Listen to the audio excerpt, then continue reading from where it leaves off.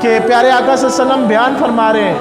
کہ روزے دار 8 جنت کے دروازے ہیں، باب الریان ہے، فلاں فلاں دروازہ ہے، نمازیوں کا دروازہ ہے، زکوٰۃ والوں کا دروازہ ہے۔ تو 8 دروازے آپ نے بیان فرمائے کہ روزے داروں کو روزے والے دروازے سے بلایا جائے گا، زکوٰۃ والوں کو زکوٰۃ کے دروازے سے بلایا جائے گا۔ تو جب آپ نے 8 دروازے بیان فرمائے تو پوچھا گیا یا رسول اللہ، پیارے آقا صلی اللہ علیہ وسلم کوئی ایسا خوش نصیب شخص بھی ہوگا حضور جس کا نام 8 دروازوں سے پکارا جائے گا؟ تو پیارے آقا صلی اللہ علیہ وسلم نے فرمایا کہ ہاں، وہ میرا یار صدیق ہے جس کو 8 دروازوں سے پکارا جائے گا۔ یہ حضور نے شان عطا فرمائی، یہ فضیلت عطا فرمائی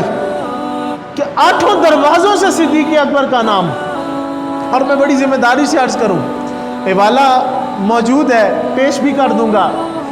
کہ حضور پیارے آقا صلی اللہ علیہ وسلم نے جو فرمایا 8 دروازوں پر آپ کا نام پکارا جائے گا، جسے چاہیں گے داخل ہوں گے۔ تو یہاں ایک روایت اور بھی موجود ہے کہ پیارے آقا صلی اللہ تعالیٰ علیہ وسلم کے یہ جو غلام صدیق ہیں، ان کو جب 8 دروازوں سے نام پکارا جانا ہے تو ایک روایت یہ ہے کہ آپ صدیق اکبر کو 8 دروازوں پر یہ اختیار دیا جائے گا، دروازے پر کھڑا کیا جائے گا